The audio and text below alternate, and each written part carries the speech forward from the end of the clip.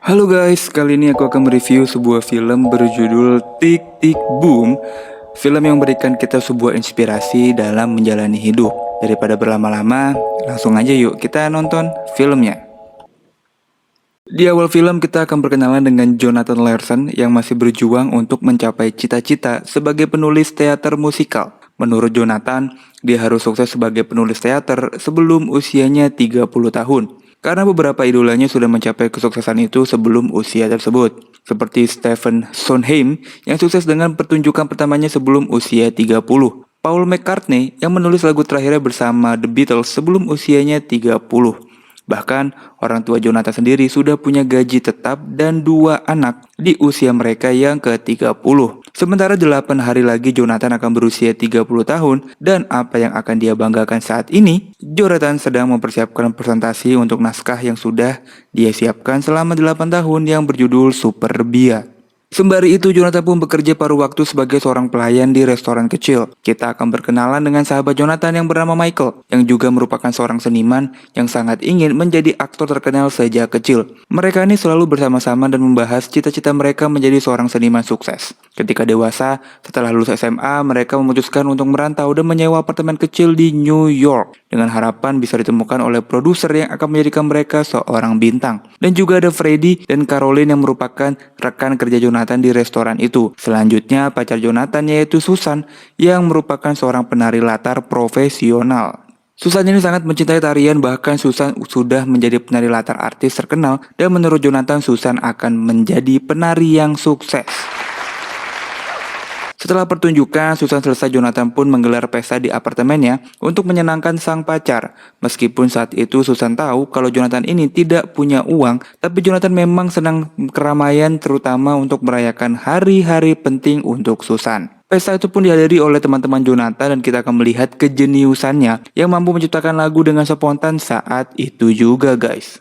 This is the life of Setelah pesta selesai, Susan mengajak Jonathan ngobrol di luar dan memberitahu bahwa dirinya akan mendapat pekerjaan sebagai guru tari di luar kota. Susan menganggap menjadi penari panggung tidak memiliki masa depan yang jelas sehingga dia memilih untuk pindah ke luar kota mengajar di sana. Susan juga mengajak Jonathan pindah agar mereka bisa hidup bersama, namun Jonathan masih mau pikir-pikir dulu. Keesokan harinya Jonathan menemani Michael untuk pindah ke apartemen barunya karena Michael diterima bekerja di sebuah perusahaan iklan dengan gaji dan jaminan kesehatan yang sangat tinggi. Sama dengan Susan, Michael juga sudah lelah mengejar mimpiannya menjadi aktor yang harus setiap hari mengantri untuk mengikuti casting tapi tetap terus saja gagal.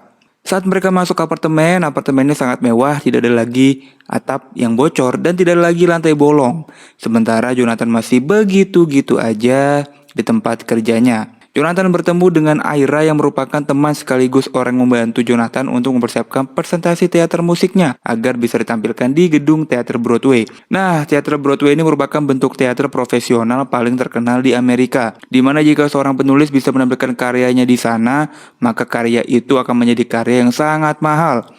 Arya meminta untuk segera latihan persiapan presentasi karyanya di depan produser nanti. Malam harinya Jonathan pun menuliskan lagu terakhir untuk presentasinya sambil menghubungi produser untuk datang ke acara tersebut. Namun menciptakan lagu penutup untuk teater musikal ternyata tidak semudah yang dia kira. Jonathan berkali-kali buntu dan kehabisan ide untuk menciptakan lagu terakhir ini. Di sisi lain, Susan terus mendesak Jonathan untuk memberikan jawaban apakah dia akan ikut dengannya atau tidak. Jonathan juga sudah beberapa kali mendapat peringatan untuk tunggakan listriknya, tapi dia masih belum sempat untuk membayarnya. Sesekali saat John nonton TV, dia mencatat beberapa kalimat yang menurutnya suatu saat nanti bisa menjadi sebuah lagu. Jonathan pun memeriksa semua catatannya, namun tidak ada satupun yang cocok dimasukkan ke dalam lagu terakhirnya ini. Jonathan semakin gelisah tertekan karena usianya sebentar lagi menuju 30 tahun. Lagunya ini enggak selesai-selesai. Ditambah lagi Susan terus meminta jawaban. Saat ini Jonathan mulai berpikir apakah dia harus menyerah atau meneruskan mimpinya. Ditambah lagi beberapa hari sebelum presentasi, Jonathan mendapat kabar bahwa sahabatnya Freddie sedang koma di rumah sakit. Jonathan mulai kebingungan saat dia harus menyelesaikan lagunya. Dia pun kepikiran dengan teman yang masuk rumah sakit. Di sisi lain, Susan juga butuh jawaban nih dari Jonathan. Jonathan pun mulai bertanya apakah dia harus menyenguk Freddy saat itu atau bertemu dengan Susan atau dia harus menulis lagunya. Namun Jonathan malah nggak kemana-mana karena hari itu restoran sangat sibuk melayani pelanggan yang sangat banyak. Moondance, what do you want? Justru keesokan harinya Jonathan pun pergi ke studio latihan untuk persiapan presentasi pertamanya. Saat latihan, salah satu talent yang sempat kebingungan dengan alur cerita dalam teater ini karena menceritakan tentang masa depan yang cukup membingungkan. Setelah Jonathan menjelaskan, latihan pun dimulai. Usai latihan, Jonathan meminta Aira untuk menyiapkan band agar memperkaya musiknya. Namun seperti yang kita tahu, menyewa band tentu saja butuh biaya yang sangat banyak. Jonathan terpaksa harus putar otak untuk mendapatkan uang. Salah satunya dia menjual beberapa buku dan kaset koleksinya. Namun uang tersebut tidak cukup dan masih kurang banyak. Saat latihan berikutnya, Susan datang lagi nih meminta jawaban Jonathan. Namun Jonathan masih menunda untuk menjawab karena masih pusing memikirkan persiapan presentasinya. Jonathan pun meminta untuk menunggu sebentar, namun saat dia kembali, Susan udah nggak ada. Malam harinya saat Jonathan menyusun konsep presentasi dan biaya yang dibutuhkan, Michael tiba-tiba menelpon dan menawarkannya pekerjaan untuk menjadi salah satu tim kreatif sebuah iklan produk yang hanya berlangsung 1 hari aja nih. Tapi gaji dari pekerjaan itu cukup untuk membiayai produksi Jonathan. Akhirnya menyetujui pekerjaan itu, guys. Malam harinya saat John sedang pusing membuat lagu penutup untuk karyanya ini, Susan tiba-tiba datang nih. Sekali lagi minta jawaban Jonathan, pertengkaran pun terjadi di antara mereka. Karena Susan menganggap bahwa Jonathan tidak memberi Susan kepastian. Tapi John berdalih bahwa saat ini dia sedang fokus pada presentasinya yang sisa beberapa hari lagi nih. Sementara lagu penutupnya ini belum selesai. Hingga akhirnya Susan pun melontarkan kata-kata yang cukup menampar bagi Jonathan. Bagaimana kalau setelah presentasi tidak ada yang berubah? Tidak ada produser yang akan membiayai pertunjukanmu. Mungkin tidak akan masuk ke Broadway. Selanjutnya apa yang akan terjadi? Jonathan, apa kau akan terus begini? Kau akan terus jadi pelayan seumur hidupmu dan tinggal di apartemen jelek ini dan akan mati miskin. Akhirnya Jonathan pun memutuskan bahwa dia tidak akan meninggalkan karirnya dan tidak bisa ikut pindah dengan Susan. Dan seperti wanita kebanyakan, Susan ternyata hanya berharap Jonathan melarangnya pergi. Saat mereka mulai baikan, Jonathan pun memeluk Susan. Namun saat itu Jonathan menggerakkan jarinya seperti bermain piano, yang menandakan bahwa pikiran Jonathan sedang membuat lagu tentang pertengkaran mereka. Susan yang sudah tahu kebiasaan Jonathan itu pun merasa tidak dihargai. Lalu akhirnya Susan minta putus. Hari berikutnya di mana Jonathan datang ke kantor Michael untuk menjalankan pekerjaannya. Jonathan dan beberapa orang kreatif lainnya diminta untuk memberi nama sebuah produk pengganti lemak pada masakan yang akan dipasarkan. Saat mengeluarkan idenya, Jonathan pun nampak nyaman karena ternyata ide-idenya dihargai dan dibayar mahal di sana. Namun saat dia mengetahui efek samping dari produk itu adalah menyebabkan rambut rontok, kulit bersisik, dan opnam selama 3 hari di rumah sakit, dia pun merasa gelisah dan mengejek produk itu dengan memberinya nama pengganti gembrot. Jonathan pun dimarahi oleh Michael yang sudah merekomendasikan dirinya. Saat marah, Michael pun melontarkan kalimat yang cukup menampar Jonathan. Lengkaplah sudah tekanan Jonathan, pacar pergi, sahabat marah, teman kerjanya masuk rumah sakit. Do you know what I would give for that? Apalagi malam itu Jonathan mendapat telepon dari agensinya yang bernama Rosie yang mengabarkan bahwa dia sudah mengundang produser ternama untuk datang di presentasi karyanya. Jonathan pun bersemangat lagi. Dia kemudian membersihkan apartemennya agar ide-idenya muncul, dan saat dia akan menulis lagu terakhirnya, tiba-tiba karena dia lupa membayar listrik, PLN pun memutuskan listrik ke apartemennya, guys. Hal itu membuat Jonathan sangat stres karena besok sudah presentasi. Sementara lagunya belum selesai ditulis. Untuk melampiaskan kemarahannya, Jonathan pun pergi ke kolam renang dan berenang sekuat tenaga untuk menenangkan diri. Dan saat inilah dia pun mendapat inspirasi untuk lagu terakhirnya. Jonathan lalu menulis lirik dari note block lagunya di buku lagu, dan keesokan harinya saat dia datang ke tempat presentasi, dia pun terkejut karena semua kursi di sana kosong. Tak lama datanglah karya saya yang merupakan salah satu penyanyinya yang mengatakan bahwa presentasi baru dimulai jam 10, sementara sekarang masih jam 8 pagi.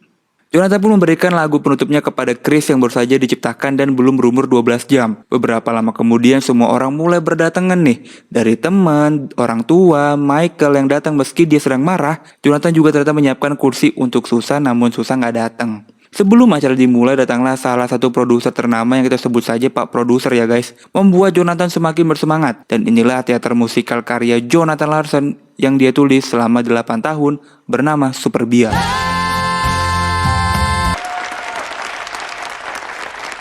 Keesokan harinya Jonathan yang deg-degan itu pun menerima telepon dari Rose yang mengabarkan bahwa semua suka dengan karya Jonathan. Jonathan pun sangat senang mendengar hal itu. Dan saat Jonathan menanyakan apakah ada produser yang tertarik, Rose menjawab tidak ada. Saat itu juga Jonathan patah hati karena karya yang dia kerjakan selama 8 tahun itu, di mana dia sudah mengorbankan semuanya. Dari pacar, waktu, uang, ternyata nggak ada produser yang tertarik membiayai karyanya ini. Jonathan pun bingung harus apa lagi, namun Rose mengatakan buatlah karya lagi, setelah itu bikin karya lagi, setelah itu bikin karya lagi, karena itulah yang dilakukan oleh penulis. Rose juga memberi saran jika Jonathan akan menulis naskah lagi, sebaiknya dia menulis sesuatu yang dekat dengan dirinya. Menyerah dengan keadaan, Jonathan pun menemui Michael untuk minta pekerjaan lagi dan berjanji tidak akan melakukan kesalahan seperti dulu. Jonathan ternyata sudah putus asa dan ingin menghabiskan sisa hidupnya sebagai budak korporat seperti Michael. Namun Michael mengatakan agar Jonathan tidak menyerah dan sabar sedikit lagi karena dia adalah orang yang sangat jenius di bidang musik. Michael sebenarnya menyerah sebagai aktor karena dia menganggap ada banyak aktor seperti dirinya di luar sana. Tapi menurut Michael, musisi jenius seperti John hanya ada satu. Jonathan pun mulai membandingkan dirinya dengan orang lain yang sudah sukses sebelum usia 30. Sementara dirinya masih begini-begini aja dan dia juga merasa kehabisan waktu. Namun Michael mengatakan bahwa dirinya lah yang sebenarnya kehabisan waktu karena Michael ternyata positif HIV, yang artinya umur Michael tidak lama lagi, guys. You are not running out of time. You don't know anything about it. I'm HIV positive. Mendengar hal ini, Jonathan pun sangat sedih karena tahu akan kehilangan sahabatnya. Jonathan pun pergi menenangkan diri dan saat malam hari dia kembali menemui Michael. Beberapa hari kemudian saat Jonathan menyusun kembali lagu-lagunya yang akan dia buat, Pak produser menelpon dan mengatakan dia tertarik untuk membahas lagu ciptaan Jonathan. Hal ini tentu saja membuat Jonathan kembali bersemangat. Saat merayakan ulang tahun yang ke-30, di sana teman-temannya pun berkumpul. Untuk merayakan, tak lama datanglah Susan yang mengabarkan bahwa dia akan segera pindah ke luar kota. Setelah itu, Susan memberi sebuah kado berupa buku lagu baru untuk karya berikutnya. Karya Jonathan berikutnya adalah Tick Tick Boom, yang menceritakan tentang perjalanan Jonathan sendiri yang ada di film ini. 5 tahun selanjutnya Jonathan kembali membuat sebuah naskah teater musikal yang berjudul Rent, yang akhirnya berhasil tembus ke Broadway. Dan tidak hanya itu, guys, karya ini sukses besar dan memecahkan rekor penayangan teater terlama, yaitu 12 tahun. Namun pada malam pertama pertunjukan Rent di Broadway, Jonathan tidak sempat menyaksikan karena malam itu Jonathan dinyatakan meninggal dunia akibat aneurisma aorta mendadak. Selesai, dan itulah film Tick Tick Boom yang diangkat dari kisah nyata Jonathan Larson. Dari film ini kita belajar jangan pernah menyerah jika kau merasa hidup ini berat, jika kau merasa selalu gagal dalam melakukan sesuatu, jika kau merasa semua orang meremehkanmu. Ingatlah suatu hari nanti kau pasti akan mati juga. Makasih yang udah nonton, subscribe kalau kalian suka dengan konten seperti ini, biar kita bisa nonton bareng-bareng lagi. Aku pamit, dadah!